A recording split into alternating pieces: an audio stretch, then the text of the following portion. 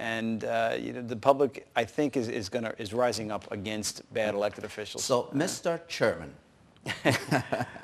now that you basically earned that title because you were a prosecutor and you were a successful one. You have two beautiful young children in schools, in the public schools, and you have wrote a law of installing for the Department of Education to install video cameras, to install surveillance in public schools, and also asked the Department of Education to install video cameras and install surveillance in the private schools. I mean, everybody would think it's a great idea, but will it be able to prevent such an incident like what happened in Columbine? Well, Columbine was with two kids in the high schools, and they had much better access to guns than we do here in the city, thank God. Yeah. But what I did is I put a law that did allow for public schools all over the city to get video cameras. Yeah. I'm also pushing a law together with Simca Felder, and you should see an op-ed maybe in the Post any day now, to try to get these same video cameras into private schools, because private school children deserve the exact same amount of protection as public school kids. Absolutely. And in fact, the private schools, especially the private schools, may be even under more of a threat than the public schools for whatever reason. People may not like Jewish schools. People may not like Muslim schools for whatever reason. Yeah. They may be under more of a threat, and they don't get the same video cameras. They don't get the same police protection, same magnetometers that public school kids get. And the reason they're so important is because with terrorism especially, they plan these things pretty well. Sure. And so they show up at the school, and if you can catch them on videotape casing the school before it happens. They also don't like to get caught, and they want to get the biggest amount of destruction for their acts. And if you can catch them on videotape before they do it, or if you can ensure that they will be caught after they do it because it was on videotape, and they won't be able to destroy any more children, then they won't hit the school. They hit it in Russia, you know, the terrorists, and they killed hundreds of kids in Russia. In the movie theater, And a school also, in Russia. So we know that they're looking at our schools. So it's more of a preventative measure than it is basically catching them. Well, we could catch them beforehand, which I think when it comes to our kids, reward. When it comes to kids, you want to stop it from happening, obviously. But video cameras are so important, not just in schools, but throughout the city. In the last couple of days, you've seen a few crimes just on caught on video camera. We all remember the mugger who beat up the little old lady on video camera. There was just a horrible assault just the other day where there was a man was attacked because of sexuality, and he was beaten senseless on the street. He just came out of a coma, right on videotape. These are the ways we're catching these criminals after crimes are occurring. But now these criminals are not able to commit more crime. So you're preventing future crime by catching criminals after they've committed some crime, and sometimes you're catching them before it even happens. Exactly, which is the ideal situation, basically. So I believe cameras are so important. I'm working hard to get them in more locations than just schools. Absolutely, that's great. We will be right back with Councilman Peter Vallone, Jr. And when we come back, we're going to be talking to the man who hates graffiti. And that's when we come back.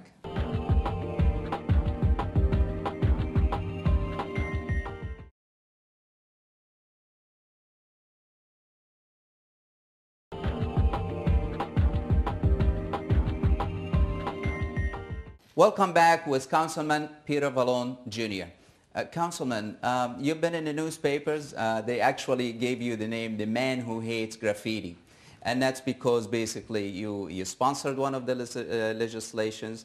You wrote the law for banning basically the sale of some tools for the people who use for the graffiti, and use it on buildings, use it on restaurants, use it on retail stores. And also you're asking those retailers or the building owners to really be responsible and take care of this graffiti, which is going to cost them a lot of money, and it's really aggravating. But it is a quality of life issue at the same time.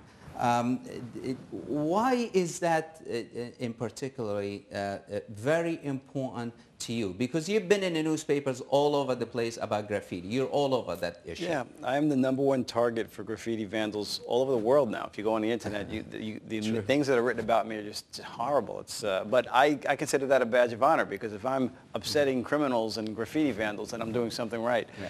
And what I'm doing is writing more legislation than anybody, maybe in the world, to combat graffiti.